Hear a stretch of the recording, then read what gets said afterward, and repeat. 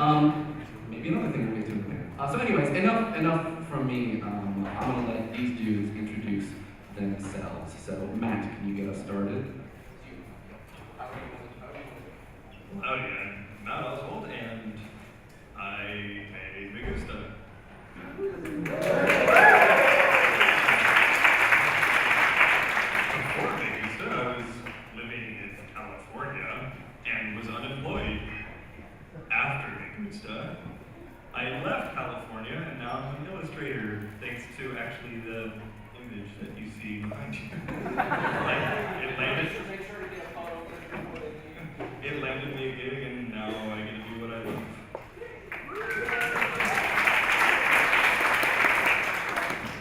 Hi, my name is Nate Dern. Thanks for being here. I'm very honored to have been asked. On the internet, I guess I'm known as Honk Guy, which is why I was asked to be here.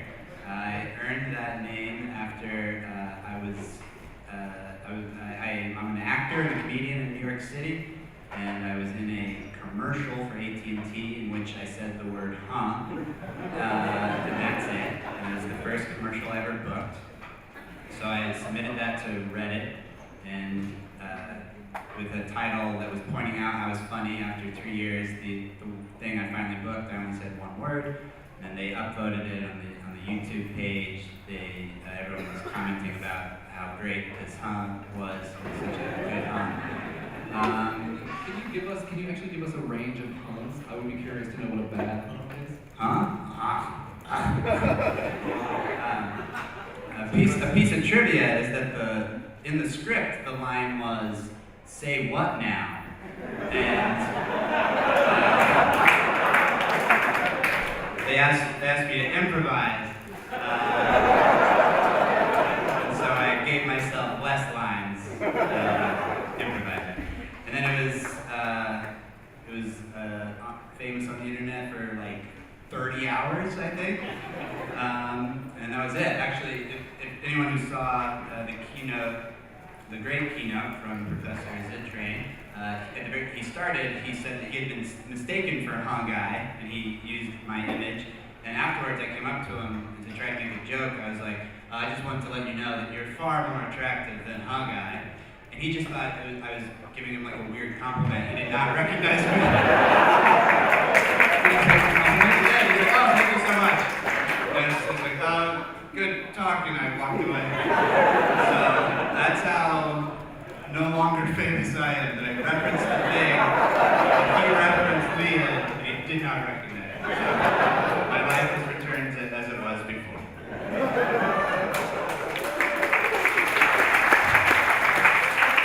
Hello everybody, my name is Chris Torres. I'm better known as PR Guitar Man, and I own a webcomic called LOL Comics. Has anybody here read LOL Comics? Nobody. That's right. That's okay. Well, basically, I've been drawing comics for most of my life, and on one day last year, I decided to take my cat and a Pop-Tart, and I fused them together along with a rainbow, and it is better known today as Nyan Cat. And right now, it's soaring high above the universe. Yeah, it's long over here, but it's pretty amazing. It's got like over 70 million hits on YouTube, and I don't know why. It's just one of those things. But yeah, it's an awesome experience, and it's actually based off my own cat. It looks exactly like my cat. But yeah, thank you so much for. Is there just just one word or a couple words if you would want to comment about whether or not there is a real world? This is totally. I am curious about this. A real world inspiration for Nyan Cat. Like, did Pop-Tarts fall on your cat, or does your cat love Pop-Tarts, or? That is a very interesting story. Not really. But anyways, I'll tell you. I was drawing for a charity drive for the American Red Cross, and I was just like, nobody was drawing anything. Like, nobody's asking for donations or anything. So I was like, okay, what do you guys want me to draw? And somebody said a cat, and then somebody said a Pop-Tart. So I was like, I'm drawing it clear. Yeah, I was like, I'm just gonna put it together, and that's just what happened, and it just exploded from there. And that's how it came to be. Yeah. So I got a lot of names. My birth name is Paul Louis Vasquez. A lot of people who don't know me very well call me the double rainbow guy. My friends call me Bear. I live just outside Yosemite National Park, so I go by Yosemite Bear. That's my artist name. So yeah, I shot a video of a rainbow in my front yard.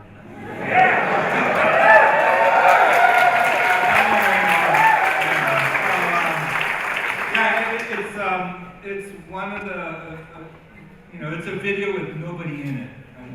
I'd like people to recognize that there's no people in that video.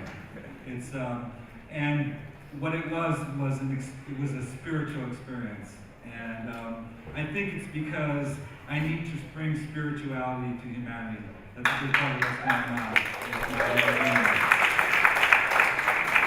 So really, in a way, we are all contained in the double rainbow video. Well, that's a big part of it. So people are different colors of the rainbow, and so I'm trying to unite, humanity under the rainbow. And because we're all different colors, and we're all to be united. Maybe the most altruistic reasoning for a piece of user-generated media ever. Ever. So thank you so much, you guys, for telling us your background and your origin stories. I was wondering, there's always this talk when you hear people discuss their rise to fame and their experience of their fame, that their lives change after they reach a certain level of notoriety. So I was wondering if you guys could sort of talk a little bit about, even though your fame might have what seems like a derogatory prefix on it, in comparison to other kinds of fame, whether or not you have had like public experiences of that fame that have been interesting or strange or surprising?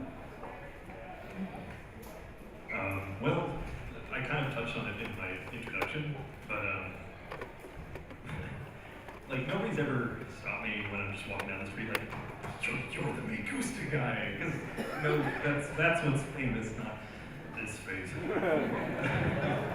But it was awesome because at the Cheeseburger Field Day last year in Seattle, the other and one other person who went. I got a little illustration gig with the actual Cheeseburger folks. They had a thing going for about a year, the collectibles program. It was just they were kind of like achievements, trading card game, mishmash on the website. They're really cool, and I got to make a few for them. And that finally enabled me to put is an illustrator on my resume. I can actually say with a straight face that yes, I'm paid to draw really weird pictures.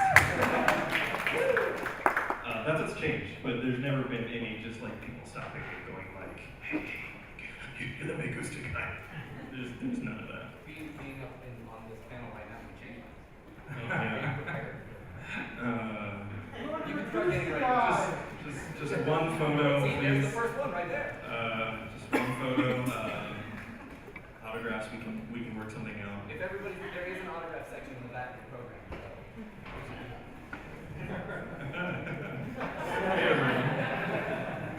I'll pass it on to someone more interesting. I have another anecdote about how much it didn't change my life.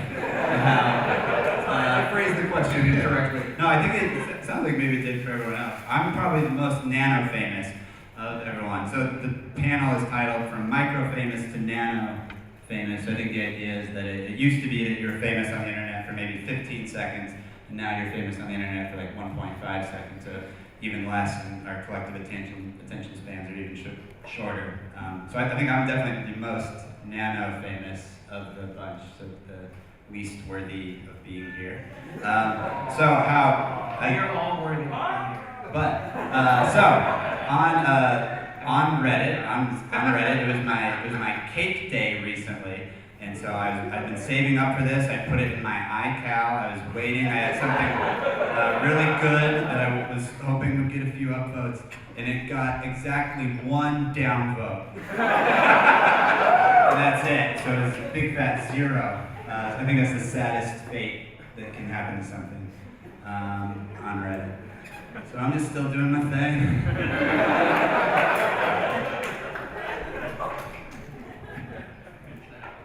I kind of share the same thing as Gusta guy. Nobody really knows me at all. It's just like, hey, it's Yancat. I'm like, hey, I made Yancat. I'm like, no, you didn't. Fuck are you, you know? Like, sorry for cussing. But yeah, like, it's just one of those things. Like, nobody really knows the person behind specific meaning. Like, when like the rage faces online, they're all over the place. Nobody, the source is always hard to find. Is that really weird? Like, is that frustrating? I love it. It's just like people love my work and like feel to express themselves by like changing it up a certain way, uploading their own version. I love seeing that kind of stuff. I was actually invited to a few conventions and like people actually dress up as Yancat. And then they'll come to me and they'll like have radios and it's amazing. They'll have scarves like that girl right there. Jeez, look at that. I spotted that from my hallway.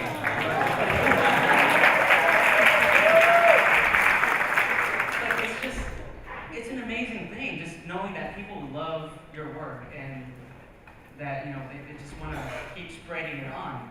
But as how it's affected me, it hasn't really affected me in any serious way. I still do my own thing. I still have a full-time job. You know, it's just, I have like a Facebook now, and that's a thing apparently. But aside from that, you know, it's just one of like those heartwarming things that people, I just love seeing the stuff that comes in every day, all the fan made stuff. So that's pretty much it. So my experience is a little different. I mean, I'm not in this video, but I don't go anywhere without getting stopped and recognized and sometimes mugged. And, by like lots and lots of people, and like I have the video camera on now. I get a lot of it on video, so I put it in my videos. But on July 3rd, Jimmy Kimmel tweeted my video, and it was like an explosion.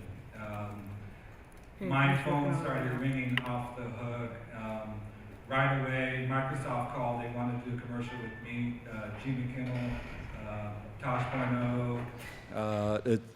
MTV called 2 days in and they wanted to run 2 of my videos, and it was just a whirlwind. And I'd been living alone on the side of this mountain on my farm, and I was not used to being in the city. I'd been, you know, there like a hermit for a long time, and all of a sudden, humanity is paying attention to me because I saw this rainbow.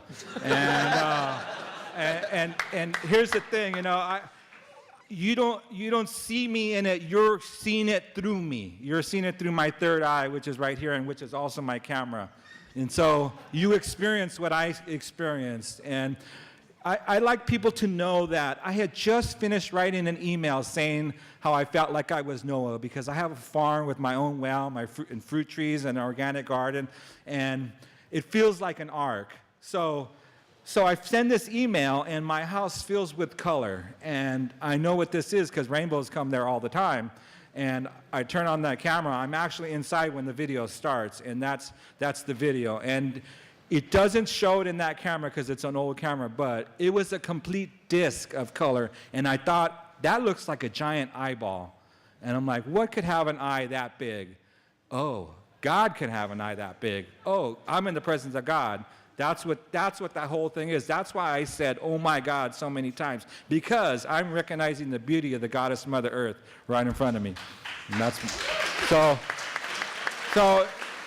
Microsoft, I did a commercial with Jennifer Aniston, Jimmy Kimmel 6 times, Jimmy Fallon, CNN, Nightline, Good Morning America.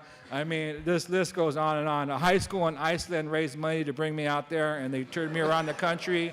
And they gave me a festival where they sang and danced and did a mural and did a play, and it was real. Yeah, it was. Yeah. Is there a document of this? And then they this? gave me to watch the play. They gave me a throne, and they gave me a crown and scepter. And then after the play, they came, and they all surrounded me and were hugging and kissing me. And then the next, Icelandic high schoolers.